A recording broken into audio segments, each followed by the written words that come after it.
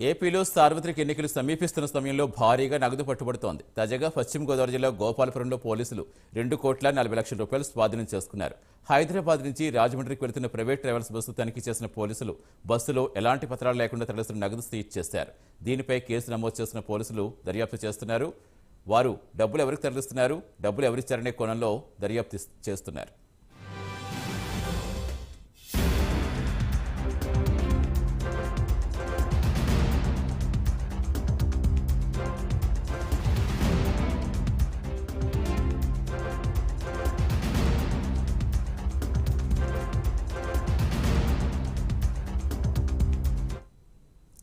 నగదు పట్టివేతకు సంబంధించిన పూర్తి సమాచారం ఇచ్చేందుకు మా కరెస్పాండెంట్ అంజుబాబు జన అవుతున్నారు. Good morning Anjubabu. సో అసలు ఎలా ఛేదించారు పోలీసులు అనుకోవాలి, అసలు ఏం చెప్తున్నారా, ఎవరు ఎక్కడ తరలిస్తున్నారు, ఎవరు తరలిస్తున్నారు అనేది ఏమైనా తెలుస్తుందా?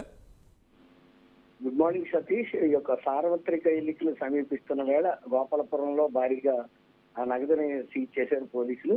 అయితే ఈ రోజు తెల్లవారుజామునే హైదరాబాద్ నుండి రాజమండ్రి వెళ్తున్న ఒక ప్రైవేట్ ట్రావెల్ బస్సులో పోలీసులకి ఏదైనా సమాచారం వచ్చింది ఏంటి అనేది అయితే వివరాలు అయితే వాళ్ళు చెప్పడానికి ఇష్టపడలేదు. కానీ ఈ యొక్క గోపాలపురం శివారు జగన్నాథపురం గ్రామంలో అంతర్రాష్ట్ర చెక్ పోస్ట్ ని ఏర్పాటు చేశారు. ఆ చెక్ పోస్ట్ లో ఉదయం వచ్చిన ప్రతి బస్సుల్ని, అన్ని బస్సుల్ని కూడా తనిఖీ చేస్తారు. అందులో భాగంగా ఒక ప్రైవేట్ ట్రావెల్స్, వీరాంజనేయ ట్రావెల్స్ కి సంబంధించిన బస్సు హైదరాబాద్ నుంచి రాజమండ్రి వెళ్తుంది. అయితే జగన్నాథపురం చెక్ పోస్ట్ వద్ద బస్సుని ఆపి తనిఖీ చేయగా సుమారు 2,40,00,000 రూపాయలు పోలీసులు గుర్తించారు.